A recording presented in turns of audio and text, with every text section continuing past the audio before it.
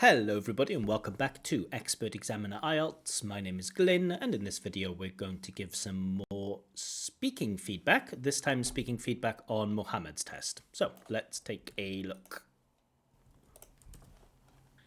Good evening, my name is Glyn. Would you please tell me your full name? Yes, of course. My name is Muhammad Khalimjanov. And what should I call you? You can call me Muhammad. Thank you, Muhammad.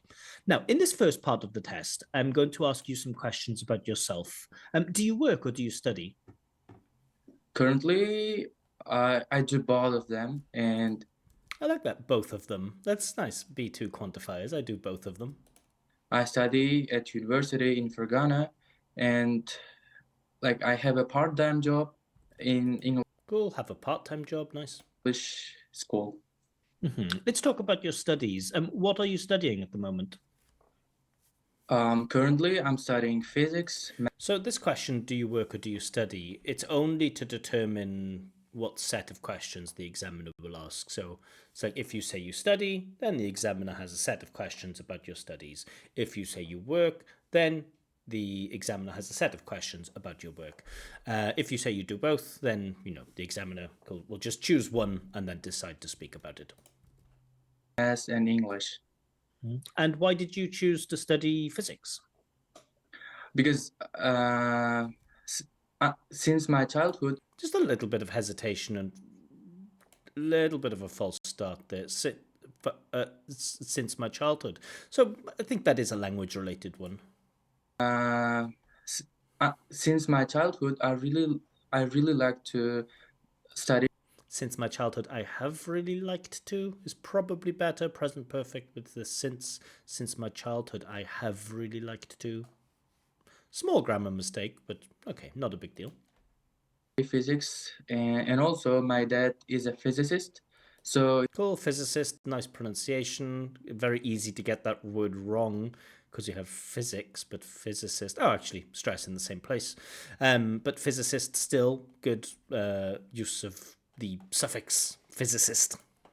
he gave me advice about taking physics courses, and in past perfect he gave me, and maybe has given me, might be better, but okay. Past simple versus present perfect.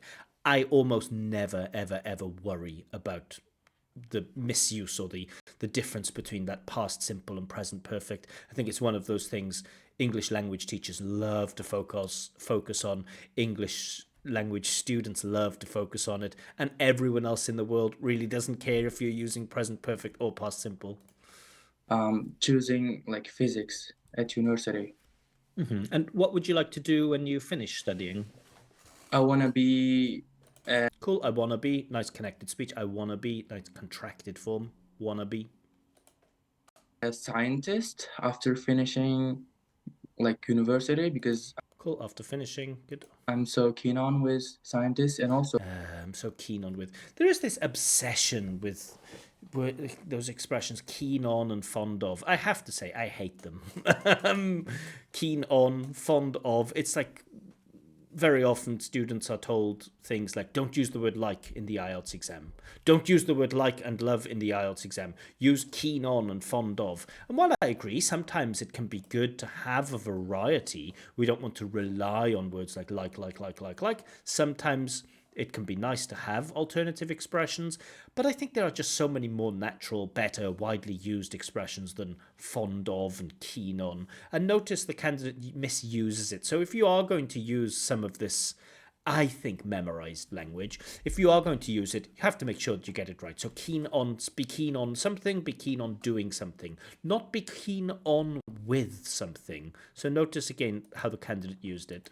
Because I'm so keen on with scientists, and also and also notice the over pronunciation. This is, you might think, well, why do you think this is memorized language? Well, I think the delivery, the pronunciation of this keen on, I think it just stands out a little bit more noticeable than the other words that he uses. So listen to it again. Tell me what you think. Finishing university, because I'm so keen on with scientists, and also because I'm so keen on with scientists. To me, it sounds like memorized speech, and this is one trick. So, for example, let's say we have a nice horrible big word like disassociate, right? And so sometimes if candidates learn, they pre-learn and they decide, okay, I'm going to use the word disassociate in my IELTS test because disassociate is a C1 word, it's a band 8 word, disassociate, cool. And so when you speak and you say like, okay, tell me about your family. Oh, and I have lots of brothers and sisters, but I don't really get on with my uncle because I have disassociated from my uncle. And it's like, I can hear the word that stands out. Now, I don't know for sure if this was the case with Muhammad, but it seems that he's forcing in this keen on. Yeah, memorized language. That's all I'll say. There are some cases where it could be strategically used to good effect, but in most cases I would avoid it. But again, keen on with something is a mistake. Anyway, let's continue. Free time, I really like to watch scientist movies, like inventing some Cool. I like to watch, maybe science movies is better than scientists movies, but I'm not sure. Maybe scientist movies is okay. kind of robots or something. So that is why I think, yeah. That is why I call it, that is why I think, but it just falls flat. That is why I think, yeah. Let's talk about your evenings now. What do you usually do in the evening? In the evenings, I really like to stroll with my friends.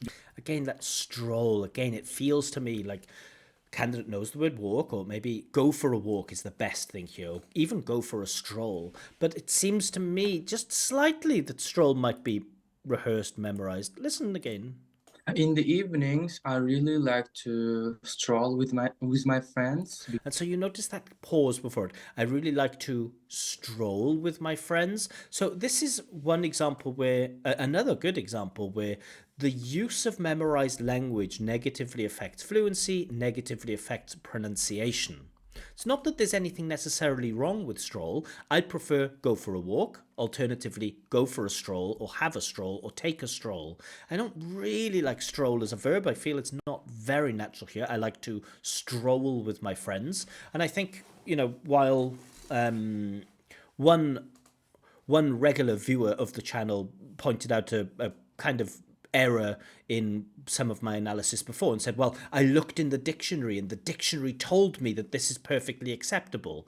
Sure, but when we're thinking about, differences between 6, 7, 8, things like this, we do take into account how natural something sounds. And, examiners during the test, they don't have access to the dictionary and they can't check everything. English is, like all languages, complex, it's complicated, and even trained linguists and trained examiners, they don't know every single accepted form. And if something sounds a bit strange to them, like, oh, I like to stroll with my friends, an examiner might think, well, the stroll is okay, but I like to go for a walk, I like to take a stroll, that type of stuff. It just sounds a bit more natural. And so that's where you get those points. So it's not just about, does the dictionary accept it as being correct? It's like, is it representative of something that, sounds normal in the language? And that can be difficult again because what sounds normal to an Australian doesn't necessarily sound normal to a Nigerian, right? There are differences in English. But okay, moving on. Because it's really popular that here in Asaga, teenagers like to go to clubbing or Like to go clubbing, not go to clubbing. Go to clubs, yes. Go clubbing, yes. Go to clubbing, no. playing some kind of PlayStations in the evening. So that Playing some kind of PlayStations? What do you mean PlayStation the console? I'm not sure. Playing on their PlayStations or playing PlayStation games? Playing some kind of PlayStations again. Just a bit confused. is why on a daily basis, You I hear it again, on a daily basis, overpronounced. So that those bits of language that I think Muhammad has been told, use on a daily basis, use stroll, use be keen on.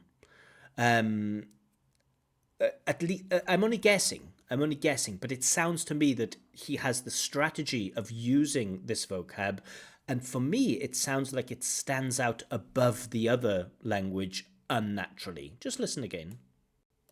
so that is why On a daily basis, I go to playstations or football clubs I don't know what it means to go to playstations. You said some people do some kind of playstations or something like that, and then I go to playstations. So I'm still not quite sure what this playstations what that means. with my close friends. And are your evenings close friends? That's great. That's fine. Close friends, wonderful. Different at the weekend. Yes, of course. Love this. Yes, of course. Direct answer. Now we'll get development. At the weekend, I really try to spend my time with my family because, yeah, I can have fun with my family. For instance, Cool. Have fun with someone, for instance. Great. last week we went to a mountain at Good. Activating pastime. Last week we went to a the mountain. weekend, so we spent a quality time with my family. So And again, quality time just feels like, there's nothing wrong with using quality time. Firstly, quality time is uncountable. So we don't say a quality time, but we say some quality time. So I spent some quality time with my family. That's fine. But I don't know how it sounds to you. Does it feel to you like quality time stands out as a bit of memorized speech? What do you think? at the weekend, so we spent a quality time with my family. So we spent a quality time. It feels like we spent a quality time. Whereas really, I want that to be linked to the spent. We spent a quality time. We spent a quality time. And of course, some, not but just, I mean, the pronunciation of a quality time as a chunk where it should be, I spent a quality time. I spent a quality time. Of course, some is what should be used. I spent some quality time with my parents or family. So I don't know if it's memorized speech. I'm not quite sure. But to me, it does sound like there is a problem with chunking, a problem with the delivery of that. So yeah, basically, we If you don't know what chunking is just the way that we naturally group words together. It's a complicated feature of pronunciation, but a very interesting one. weekends are totally different from like Cool, are totally different from. This is good vocab. It's so much better. My close friends are totally different from. This type of language is good. Candidate does have good vocab. I just hope that that he stops using some of this memorized high level vocab, because in most cases high level vocab is... weekdays. And are there any things that you don't like doing in the evening? Yes, of course. I really I've had yes, of course, a couple of times now. hate And I like the paraphrase, changing don't like to hate. studying and focusing on my studies. You know, Cool, focusing on something good. when my friends call me to hang on or to stroll, To hang out or to stroll, not hang on. Hang on means wait. Hang out means spend time together. Or to stroll, to take a stroll, to have a stroll, to go for a walk. All of those are better than stroll. on the streets, I really hate studying at the same time. So that is why I think That is why we've had now, I think this is the third time we've had it. It's okay. Like, I certainly think repeating some words, absolutely fine. Like, you can use and a million times in the test. You can use so a million times. You can use because a million times. But some of the less frequent ones, like despite and that's why and due to, some of those less frequently used discourse markers, we expect them to be less frequently used too. So that's why appearing the third time in part one, is it a major problem? No. Might some examiners not even notice it? Sure. If we get maybe 3 or 4 more that's why's, then I might start to think, well, no, something better. So as a result in speaking, sometimes used, but so far better. I really prefer to study in the morning. Let's move on now and talk about happiness. In general, do you think you're a happy person? Absolutely. I'm a happy person and I always try to make people laugh and I try Cool, make somebody laugh, good. to tell some jokes. Tell some jokes. All of this very good vocab, very good, even grammar. Make somebody do something, make somebody laugh. Tell jokes, good collocation. to my friends. So that is why I consider Another that is why, but I consider myself myself as a happy person. as a happy person. It's okay. Consider myself to be a happy person probably sounds better. Again, if you ask a dictionary, consider myself as somebody might be accepted, but consider myself to be probably more common, probably more natural. And what kind of things make you smile or make you laugh? Mm, in my day-to-day life, Cool. So in my day-to-day life, perfectly fine here. It might be memorized, but I feel like the candidate has used it absolutely appropriately, and it comes out in terms of pronunciation very well. I have friends who are like who tells me jokes. So Friends, plural, who they tell me jokes. Friends who tell me jokes, not friends who tells me jokes. I know sometimes people hear this who and think who should always be like in the singular. Sometimes it's plural. I have a friend who tells me jokes. I have some friends who tell me jokes.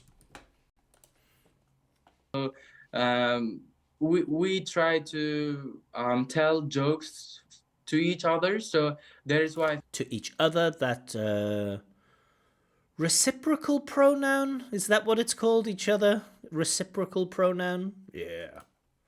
I think it makes me laugh when my friends tell me jokes. Cool, some nice complex sentence. Candidate does activate some decent grammar, a lot of development, a lot of embedding in his clauses, relative clauses, things like this. Vocab is good, apart from a couple of instances of that memorized stuff. But let's not give feedback yet. Let's finish part one first. And do you have any friends who are not very happy? Yes, of course, I have. So I like his enthusiasm. I think speaking to Muhammad, he was a very lovely guy, very friendly, very warm. Interestingly, before the speaking test and after the speaking test, his speaking was so much better. During the speaking test, there were times where it just fell down a little bit. And I love how, you know, enthusiastic he is. So many of the answers, absolutely, yes, of course, big smile, this type of positivity. Of course, we don't give marks for positivity, we don't give marks for body language, but on a human level, it's always nice when you have a candidate that's kind of into it, that's passionate, that's enthusiastic and positive. Good stuff. Several friends who are not who are not happy. Like usually they try to be introverted, like they really hate meeting with people and they really hate going clubbing. So Cool, we got going clubbing right here. Oh, meeting with people. I don't like it. Meeting people or meeting up with people, but I don't like meeting with people. Meeting up with someone, but I don't like meeting with someone. yeah, Have a meeting with someone. Yeah. I have several friends. One of them is Donior, and he really hates hanging on with um, Hanging out. people, with my friends. So yeah, that's all. Danyor, if you're watching Danyor, then it's okay. We have some introverted solidarity. I hate hanging out with people sometimes too, but let's move on. Okay, thank you. Now, in this next part of the test, I'm going to give you a topic. All right, so that's the end of part one. So, a few things to notice. Firstly, the most obvious thing is the human element to it. Mohammed is very kind of warm, open minded, friendly, enthusiastic speaker. Good. In terms of his fluency and coherence, the length of his answers, generally good, generally develops them very well. However, he does rely on slow speech quite often, and that might limit him. That might stop him from getting a higher band. So, if you have to rely on slow speech in order to speak at length, in order to develop your answers, probably limits you to a 6, but this is only part one. In terms of grammar, mostly accurate, a couple of small mistakes like with present perfect versus past simple or with present perfect versus present simple. Generally good with verb patterns, gerunds, infinitives, that type of stuff. Couple of things that makes me laugh. I like that causative make, reciprocal pronoun with like each other. We make each other laugh. Cool stuff. Yeah, so mostly not a bad range, not a bad range of structures at all. Accuracy generally well controlled, but with some errors with basic language. Vocab is a mixed bag because I think the candidate does naturally have a good lexical resource. We'll see how he manages the more difficult topics. A couple of cases like on a daily basis or stroll or a quality time just felt to me a little bit mechanically or unnaturally used. But okay, but there's still enough good vocab in there that I think, it stands out as being one of his stronger points. And then in terms of pronunciation, very easy, very clear to understand. Again, there are some small problems with chunking. I think, when he speaks positively, he has positive intonation, but sometimes when he's thinking of language and his fluency drops, his pronunciation and intonation also kind of disappear just a little bit. But certainly, very clear pronunciation, easy to understand, no obvious, glaring, obvious errors with like simple phonemes or something like this. But let's see how he does in part two. So his task for part two is to describe some good news that he's recently received. Maybe I can make that bigger for you. Yeah. Describe some good news that you've recently received. Again, this is a past time one, so as I always say, you have the opportunity to activate past time grammar, past tenses, past modals, reported speech, sequence of tenses, things like this. Even perfect infinitives. Oof, very nice. Candidates never do it. That's okay. Fine. Never mind. Oh, sorry. Candidates never do it, never mind. But of course, we really focus on fluency and coherence more in part two than probably any other part, because speaking at length is an important part of fluency and coherence. Can the candidate fill the 2 minutes and create a nice flow of speech? Let's see how he does. Yes. I'd like you to describe some good news that you've. Can you start speaking now, please? Yes. There are several good news that I have recently. Just listen to how mechanical that sounds. It sounds like he's written down an opening line. And I think sometimes it can be good to write down your opening line, sometimes. But if we do write something down, we have to make sure that it doesn't sound like we are reading, right? Notice the difference between my hopefully natural speech of, so I'd like you to describe some good news that you've recently received, and you should say what the news was, how you received the news, and where you were when you heard the news. I think that sounds natural. What doesn't sound natural is describe some good news that you've recently received. You should say what the news was, how you received this news, where you were when you heard the news. And now listen to how the candidate starts his talk. Received, but now I'm going to talk about one. Your talk, and I will let you know when the time is up. Can you start speaking now, please? So just listen to how mechanical the pronunciation is and the lack of intonation. Yes. There are several good news that I have recently received, but now. There are several good news that I have recently received. So we get a bit of intonation that received, but everything else, there's no chunking. All of the words are pronounced separately. It sounds like he's reading. And also, several good news. News is uncountable in English, so we can't say several. We can't say one news or three newses or something like this. I'm going to talk about one of them. Yeah, again, one of them, one piece of news is fine, but not one news. So, basically, recently Like this, basically. Nice. I received a news that Not a news. a new that Not a new. So, news is not one of those nouns, right? So, you have some nouns like pen, right? Every teacher talks about pen. A pen, two pens. Wallet, a wallet, two wallets. Phone, a phone, two phones. These are countable nouns. News is not a countable noun. It is not one of these nouns. We don't say a new, two news, three news. One news story, two news stories, that's fine. One piece of news, two pieces of news, fine. But it is not a new and two news.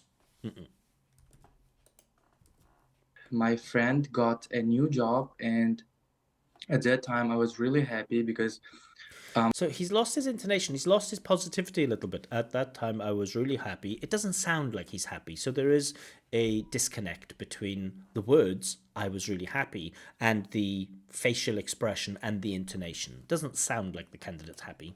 my friend went to Britain a couple of years ago, but he couldn't find a new job for him. Went to Britain, couldn't find good pastime. So that is why I think it was Another that is why. really a great news for me. And also, Not a great news, it was some great news. at that time, I was teaching, like as I mentioned earlier, Past continuous, as I mentioned earlier, good stuff. I'm a teacher, like, and I teach students. And at that time, I was in a class and I was really happy. Like I thrilled when I Not I thrilled, but I was thrilled. So thrilled is an adjective. It comes from the verb to thrill, but this participle adjective, I was thrilled. I was thrilled, not I thrilled. heard this kind of news, and It's not this kind of news, is it? It's this specific news. It's not this kind of news, it's this news. I replied to my friend, "Congratulations." So notice now the candidate starts using some body language. Now there's no marks are given or taken away for body language. However, marks are given or taken away for how easy or how comfortable it appears the candidate is speaking at length, right? And what sometimes a sign that a candidate is starting to feel uncomfortable is that they start using some more body language, because it's almost like a signal saying my words, my speaking can't really do the job satisfactorily, so I need this help of my hands. Multimodal communication, is that correct? So I'm like this when I speak Chinese. Like 我是个老师我是一个维尔士人。我现在学我会说汉语。I often rely on my hands because I'm not a confident Chinese speaker. I don't know a lot of Chinese, and so I'm using my hands a lot. Again, there's no marks given or taken away, but sometimes it can be a sign that the candidate is a little bit uncomfortable speaking at length. Like you made it, and he was really happy, and he shared the And notice when the breakdown of the language comes, the hands come in to replace it, right? Watch the hands here. like you made it, and he was really happy, and he shared the new for the first time to me. So yeah, I was really happy, and so And notice again, playing with the buttons a little bit. I don't want this to become a psychology channel. There are enough nonsense body language psychology channels on YouTube. I am not one of them. I am a nonsense channel, but not a nonsense psychology channel. But just feels a little bit uncomfortable, at least to my mind. in a way it was kind of crazy news for me because he tried to really We just feel like we're losing. Just feels a little bit like we're losing some thread to the main story. There's just repeated like, oh, it was good news, it was crazy news to me, and there's not much detail there. hard to find a job, but We know he tried to get a job, it was hard to find a job, he found a job, you were happy, but maybe details. he couldn't find a job in We know. Britain. But recently, like yesterday, I heard this news. So yeah, I was really happy, and We know. So again, if the candidate has to rely on slow speech, or if the candidate has to rely on repeating their ideas to speak at length, this will cost you marks in fluency and coherence, and it will limit you to about a 6. so like hearing this kind of news can be a true sample of a news that I have. And notice the hands coming, again, body language, the hands coming like, please, please end this, please. I beg you, save me. Yeah, just be careful with your body language. I know it's difficult to control, but you're a confident, positive speaker, Muhammad. A little bit of negative body language, fine, but you can relax. You're okay. Trust in your ability because, trust me, you're a competent English user. Received a good news. So yeah, that's all. Okay, thank you. So you've been Mm-hmm. talking about some good. All right, so part two, not the news that not the most amazing performance in terms of fluency and coherence. A lot of repeating of ideas. There doesn't seem to be like a real progression through. A little bit of progression, but the candidate can't go into much detail, and that could be a problem with lexical resource, but I don't think it is a problem with lexical resource. I think it's just the case that the candidate maybe poorly planned their talk, ran out of ideas, maybe hasn't really done a lot of these IELTS speaking task 2 tasks, doesn't really know how to stage them, how to set them up with the introduction, to get through the main points, to develop those points, and then to move on to another point. Which for me is fluency and coherence. Grammatically fine, did have some past simple, some past modals, also got some past continuous, okay, no huge errors. Pronunciation was just a little bit worse than in part one, especially at the beginning where it just sounded really mechanical with a lack of intonation. But yeah, let's see how he does in part three. Received recently. Let's move on now and talk about news in general. How do people in your country usually get their news stories? There are several ways that people can receive. They can get news, and Telegram is the most popular. Um, Again, fluency isn't perfect. There's a bit of hesitation, bit of body language to support the language. App that people can get news because roughly 10 Like roughly million people use Telegram. 10 million people. 10 million people in your country, or 10 million people in the world? I don't know these large numbers. Surely Telegram has more than 10 million users. I think it has hundreds of millions, I guess. But maybe in Uzbekistan, maybe. But I have no idea. So And it really doesn't matter if you get the stats wrong. I really like roughly good. that is why I think Telegram is Another that is why. the most popular application in our country. And also, It seems strange. Telegram has 10 million users, and that's why it's the most popular app. Well, that's not a reason why it's the most popular app. That's just another way of saying it's the most popular app. Um, there are several applications which are Several we've had a few times too. Now, several used sparingly is fine, but it's not the most common.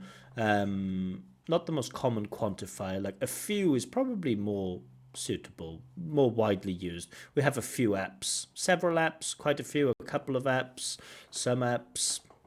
So there are, you can again add more variety there. WhatsApp and Instagram, and people can know about news on these Find out about news is better than know about news. Know is okay as a stative verb, but if we talk about the action, they can find out. platforms. And do people in your country watch news on TV or do they read newspapers? In the past, our people, like our residents, used to. I don't know.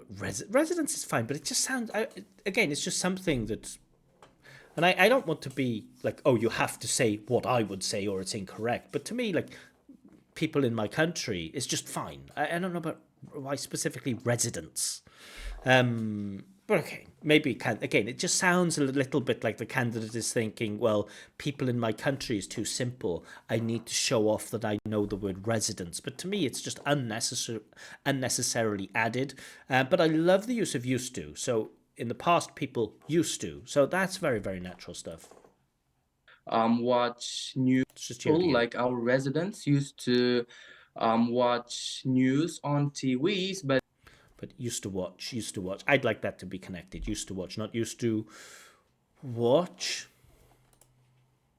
nowadays most people are preferring to. Most people are preferring to, most people prefer to. Continuous is on the rise. Most people are preferring to. Nowadays, I would even say that's not even a mistake. Most people are preferring to. Absolutely fine for me. Like to watch news on their phones or on their like on the internet because it's way easier than TV because Love this comparative way easier. So, not a lot of people know how to use these qualifying adverbs with comparatives. You know, much bigger, slightly bigger, far bigger, significantly bigger, way bigger, way bigger. Great. when it comes to TV, you can get the news after TV, the V is just a bit soft. It sounds a little bit like a what. Um, as far as I remember, I spoke to Muhammad about Russian, and he said that he understands Russian but doesn't speak it. But Russians often have this problem with the V, that their V's sound like a W, and their Was sound like a V. It's really interesting. Uh, they say things like whiskey and vine, but they say things like Wika likes vodka. She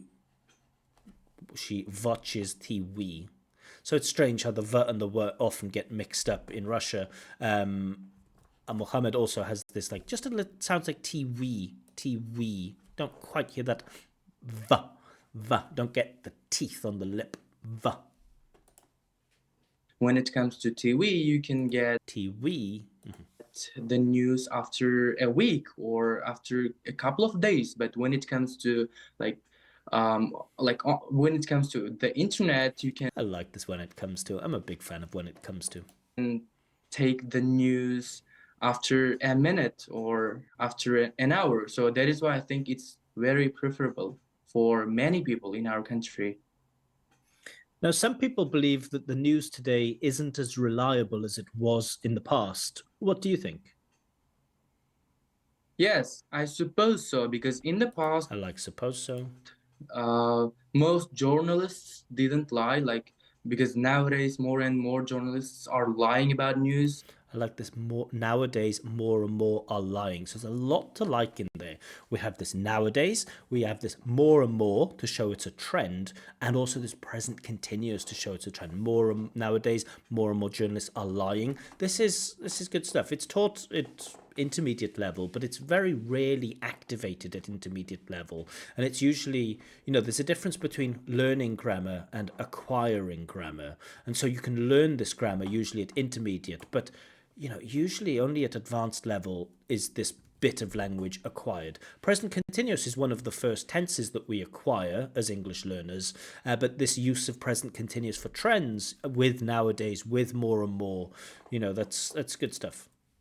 And there are several journalists that they want to hype, like, because um, they want to, um, Yeah, just falling down with the vocabulary. They want to hype, and then he doesn't know where to go because almost like he's used the word hype because he thinks, oh, hype is a good word, but his brain is busy thinking hype is a good word and then doesn't know where to go. And that's an example of like someone right on that border between B2 and C1 where they can use the words appropriately. Hype is the right word here, but can you use it embedded in a natural sentence? Can you use it in a natural flow of language? And for me, the candidate is when the candidate tries to activate this C1 language or this like really specific language, it leads to a breakdown. They try to hype, and I don't know what else to say after hype because I don't know where to go. like improve their followers like number, so they want to share fake news. So that is why I think in the Yeah, they want to share fake news. I mean, they share fake news, but I don't know. Maybe they want to. Okay. past, news were reliable, but now it isn't. And how do you think news media might change in the future? um I suppose every I suppose, Ness. people will use Every people? After every, we use singular noun. Every person. And I'm not tired in the video. I'm not yawning. I'm coughing. um, this persistent cough. Yeah. So every person, not every people. phones instead of TVs to know Instead of, nice. about news, because Find out about news is better. there are so many people still that they watch news on TVs, but So many people that still watch. So many people that becomes the pronoun here. That watch TV. So we don't need that they watch TV. Just that watch TV. So many people that watch TV. So many people who watch TV. Both are okay. in the future, most people use gadgets like In the future, most people use. So this present simple to talk about future time. There has been a lot of decent grammar in the test, but you know, it's future time, not present. phones, laptops, and other kind of things to watch news. So this is my like response. But now I'm not an expert, but I suppose so. I'm not an expert, but I suppose so. Cool, fine. Let's move on now and talk about journalists. Do you think it would be easy or difficult to be a journalist? I reckon that it is hard. I reckon. Nice. Again, it feels like it's memorized, but I like it. I reckon that it's hard. Because I have some friends that And usually with reckon, we often drop that. I reckon it's hard. You know, I think it's hard. I think that it's hard. I reckon that it's hard is accepted. But trust me when I say that this optional that is dropped so often when we use reckon. I reckon it's hard. It just sounds more natural than I reckon that it's hard. who chose journalists, becoming a journalist, and they always say to me that it is really hard and to make presentations or to tell about news to To tell about news, to talk about the news, to speak about the news, to write about the news, but not to tell about the news. people. So it requires a lot of Yeah, in that disfluency, it requires. experience, and it requires a lot of hard work to become a good journalist. So you said that a good journalist needs experience and hard work. What are some other skills or characteristics a person needs to be a good journalist? I think a journalist should be open-minded, and Nice. he or she should be like hardworking, and We've mentioned hardworking. We're looking for more characteristics, more traits. they need to be patient, because patience is the key for almost every job. So that is why I think first of all they need Another that is why. to be patient for their jobs, because it requires, as I Well, it's not a satisfying answer. They need to be patient because patience is the key for every job, and that is why they need to be patient. It's what we call in philosophy a circular argument. mentioned earlier, it requires a lot of years to become a journalist. Okay, then we get an expression. It requires a lot of years to become a journalist. Well, not necessarily. In most cases, maybe, but certainly, you know, journalism is another profession that is changing very quickly. I'd like to see something more than, you know, patience is needed because it takes a long time to become a journalist. Okay, fine, but maybe we could say this about most professions, right? To reach the top, you have to be patient because it takes a lot of time. But really, we're looking for like the skills that you need, like a curious mind, or you know, the willingness to ask difficult questions, or maybe some bravery, or maybe you do need patience because sometimes you have to sit in your car if you're like spying on someone as a journalist. Maybe you need to sit in your car for a long time and to find a story, maybe. So some of those more specific skills inside the job would have been nicer for more details. So, in a way, I think patience is the key. I know. And do you think being a journalist can sometimes be a dangerous job? Absolutely, it's very dangerous job because So I'm glad that Muhammad's positive character has come back. most journalists go to suicide places, like to Most journalists go to suicide places. I don't think that's true. I don't think that most journalists go to suicide places. like record the video about news. So um, after some kind of suicides, there may be some criminals around this area, right? So I think the candidate has mixed up suicide with homicide. Suicide is when a person ends their own life. Luckily, I'm not a partner on YouTube, so they can't demonetize this video for mentioning that word. But I couldn't resist. I had to ask the candidate a follow-up question. So they may attack to journalists or video makers, right? So that is why I consider journalist, like journalists, as a like dangerous job. Becoming a journalist, yeah.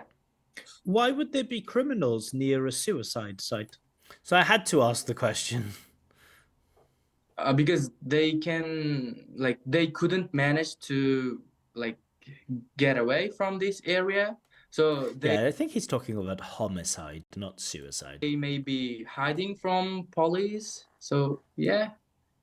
Okay, thank you. That is the end of the test. All right, so as I mentioned, I really enjoyed this speaking to Muhammad both before, during, and after the speaking test. Very, very friendly guy. So many people call me sir, and I don't like it when people call me sir. I just don't like it. It's okay if I understand you call me sir. Sometimes people call me sir as a sign of respect in your culture. Fine, okay, it happens. But Muhammad called me bro. That's like, oh, bro, another question, bro. Really cool. Makes me feel young again. Anyway, enough about this. Let's get into some feedback. So fluency and coherence, first of all. For me, it is a 6. I think your coherence was good, but I think your fluency was just a bit slow. So you developed your answers well in most parts of the test. You also used a range of discourse markers, but some of them, especially that is why, were repeated just a little too much.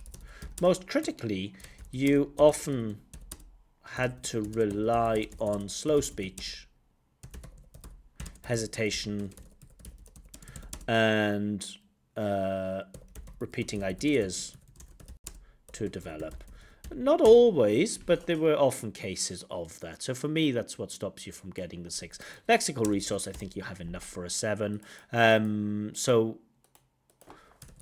while I don't really like the use of memorized vocab, I feel that you handled the different topics with relative ease and found natural vocab to explore these topics. There were noticeable misuses of vocab, especially things like prepositions, things like this. But these generally didn't impede understanding. So impede understanding is when the way that you use a language stops me, it blocks me from understanding. That wasn't the case with you. So while there were noticeable misuses of vocab, it didn't stop me from understanding what you were saying. I felt like your range was okay, so 7. Grammatical range and accuracy, I am going to award the 7 here, and you might be surprised by this. And again, while there were some instances of basic mistakes, I feel that your accuracy on the whole was reasonably well controlled. You had a good variety of sentences, fine, and you also showed quite a good quite a wide variety of structures. So first time I listened to the candidate, I thought the grammar was a 6, but listening back, make somebody happy, or I was doing something, or I used to do it, or I could do it. There was language naturally used. Enough for a C1? I don't know, maybe just about enough for a C1, just about enough for a 7.